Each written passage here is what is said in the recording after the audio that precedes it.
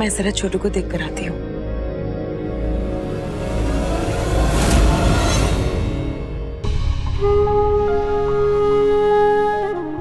मत जाओ नैना, प्लीज। आज मैंने सब खो दिया नैना, सब कुछ। जिस माँ की मैं पूजा करता था उसने मुझे कभी अपना बेटा माना ही नहीं। सब झूठ था, दिखावा था। लगता है मेरी जिंदगी एक बहुत बड़ा धोखा है।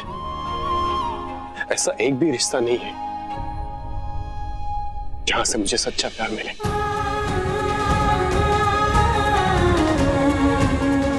आज मैं हार गया नैना, हार गया आज मैं। कोई नहीं है मेरा, मैं अनाथ हो गया नैना। मेरा कोई भी नहीं है, कोई भी नहीं। इट्स ओके रेहान, मैं हूं ना तुम्हारे साथ। तुम अकेले नहीं हो।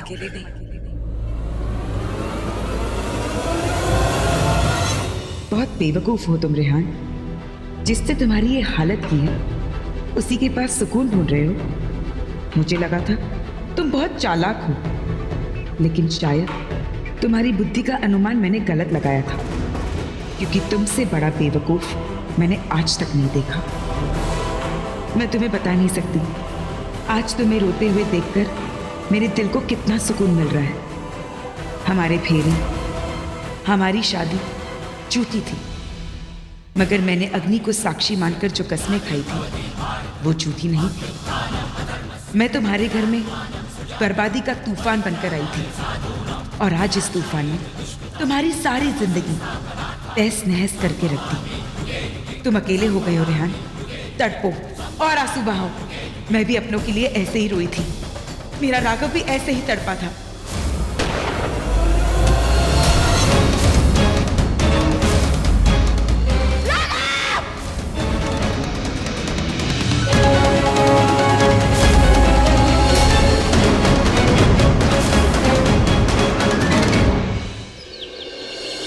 जो हुआ अच्छा ही हुआ, यही डिजर्व करता है। लोग कहते हैं कि हर इंसान को जिंदगी में दिल टूटने का दर्द महसूस करना बहुत जरूरी होता है। ये दर्द इंसान को और विनम्र बनाता है और अंदर की इंसानियत को बाहर लाता है। लेकिन इंसानियत तो इंसान में जागती है ना, रेहान जैसे जानवर में नहीं।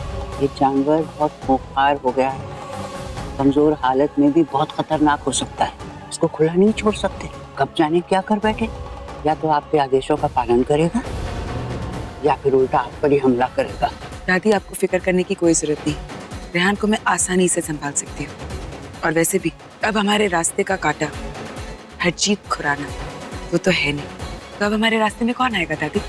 शुभ शुभ बोलो, ठीक नजर न लग जाए। Touch wood.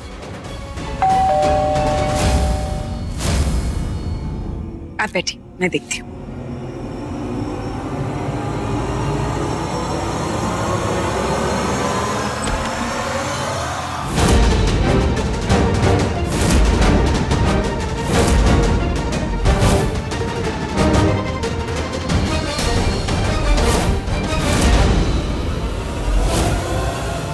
हीरा,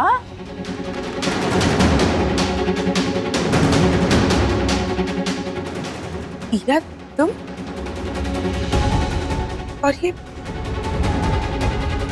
हीरा, ये सब? मैं अपने पति के घर में रहने आई हूँ। पति?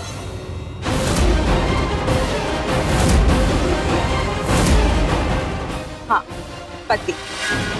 मैंने और अरमान ने कुछ दिन पहले शादी कर ली थी। तो अभी ये मेरे पति का घर हुआ ना, तो मैं यहाँ रहने आई हूँ।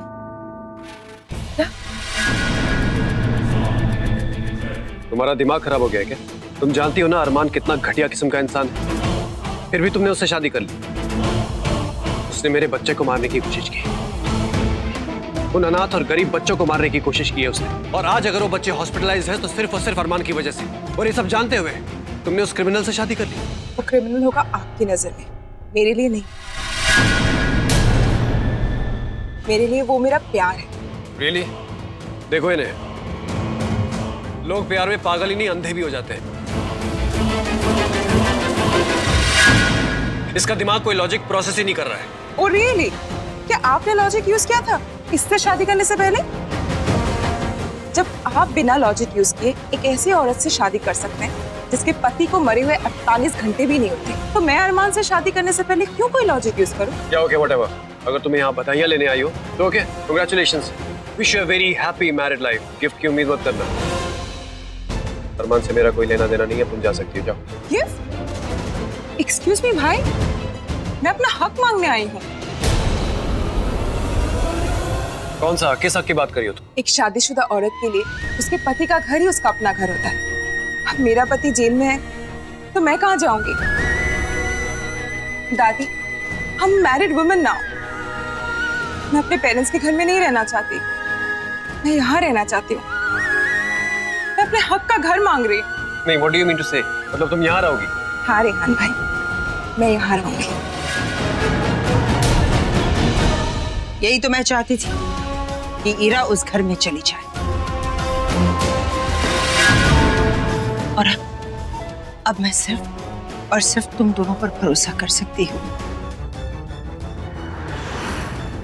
अरमान और इरा की तो अभी तक शादी नहीं हुई है, ये सब नाटक करने से क्या हो? कितनी बेवकूफ हो तुम। मेरा मतलब है कितनी भोली हो तुम। माना कि इरा और अरमान की शादी नहीं हुई, लेकिन इरा उस घर में केवल मेरी बहू बनकर नहीं, मेरी निगाह बनकर जाएगी। उस घर में क्या हो रहा है क्या नहीं हो रहा है, इरा उस घर में रहकर मुझे सब कुछ बताएगी। तभी तो मुझे पता चलेगा कि नैना को हराने के लिए मुझे कौन सी चाल चलनी है। इतनी आसानी से मैं नैना को जीतने नहीं दूंगी। इन सब में मेरी क्या गलती है? लिसन इरा, मुझे तुमसे हमदर्दी है और मेरी तुम्हारे साथ कोई दुश्मनी नहीं है, लेकिन मैं तुम्हारी जिम्मेदारी अपने कंधों पर नहीं उठा सकता हूँ। हाँ, अगर तुम अपने पति के साथ रहना चाहती हो तो जाकर माँ के साथ रहो। एक काम करो, उन्हें फोन करो और पूछो कि वो आजकल कहाँ रह रही है। आई एम श्योर अपनी सगी बहू को खुशी खुशी अपने साथ रहने देंगी।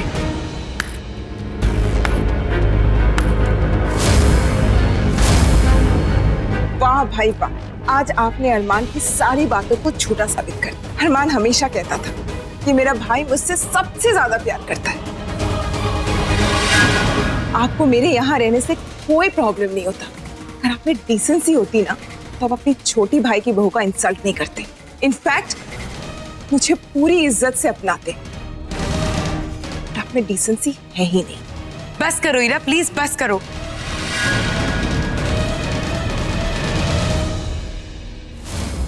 रेहान की तरफ से मैं तुम्हें परमिशन देती हूँ। है ना, ये तुम। थैंक यू नैना। दादी, I am so excited. Finally हम सब साथ में रहेंगे। पर पहले प्लीज तुम दरवाजे पे जाओ और मुझे तुम्हारा गृह प्रवेश करने दो।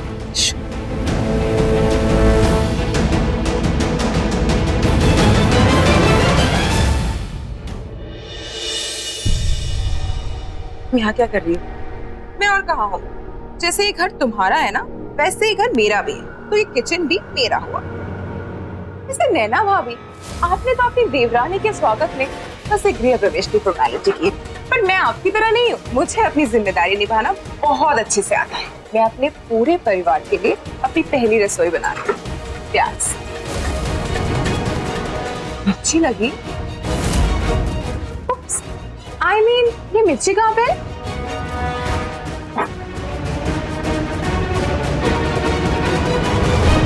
हीरा, तुम ये सब क्यों कर रही हो? अरे आपको बताया ना मैंने। हीरा, मैं जानती हूँ तुम मुझे पसंद नहीं करती, लेकिन फिर भी मैं तुम्हें एक एडवाइस देती हूँ। अपने पैर में आकर कोई ऐसा कदम मत उठाओ जिससे तुम्हें जिंदगी भर पछताना पड़े।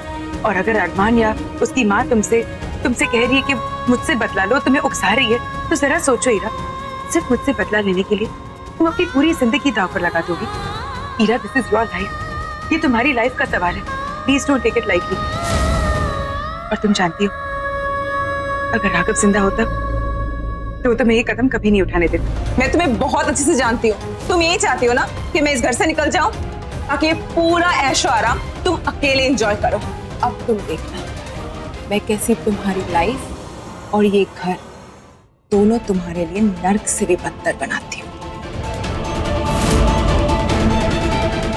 Just wait a minute.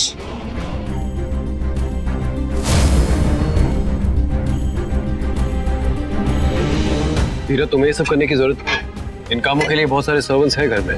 भाई उन सबको पैसे मिलते हैं, पर मैं तो फैमिली हूँ ना।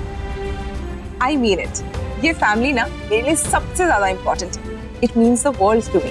अरे आप लोग शुरू कीजिए ना। आई होप आप सबको खाना अच्छा लगे। कैसा लगा भाई? अच्छा, थैंक्स। अरे आप लोग भी शुरू कीजिए ना।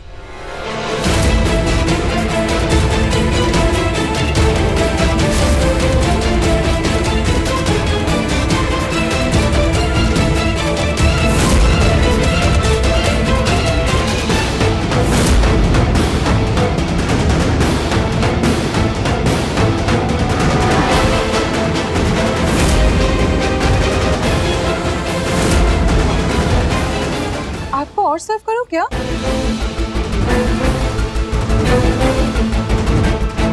क्या हुआ नैना? तुमने खाना मुंह से बाहर क्यों नहीं खाना? खाने में कोई प्रॉब्लम है क्या? नहीं, वो बस मेरे खाने में कंकर आ गया था। रियली? मैं चेक कर रहा था। यार प्लीज बच्चे की तरह बिहेव मत कर। मैंने कहा ना, it's not a big deal.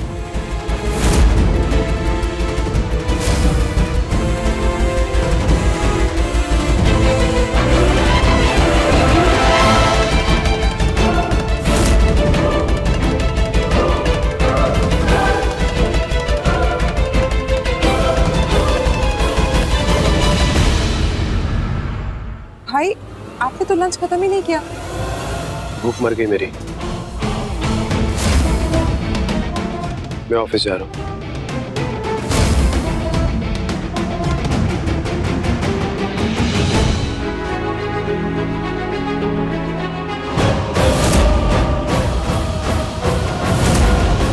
तुम मुझसे बदला लेना चाहती हो ना, तो बेशक लो, पर प्लीज अन्न का अपमान मत करो।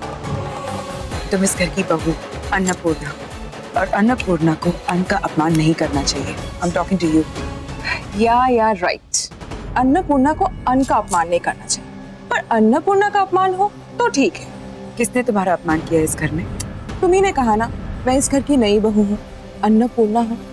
पर देखो मेरी तरफ, बस 2 जोड़ी कपड़े लेकर ही आई हूँ घर से, गहने भी नहीं है। नई बहू को तो गहने मिलते हैं ना, पर मुझे तो मेरी सास ने जो गहने मेरे लिए बनवाए हैं ना, मुझे वो चाहिए, सारे गहने। ऑफ कोर्स वो गहने तो तुम्हें मिलने ही चाहिए, पर वो क्या है ना हीरा, हमें पता नहीं था कि तुम इस तरह हमें सरप्राइज देकर ये घर में आ जाओगी, इसलिए हम कोई अरेंजमेंट्स नहीं कर पाए। पर कोई बात नहीं, गहने लॉकर में है, शाम तक तुम्हें मिल जाएंगे। राइट जी। And thanks for the lunch.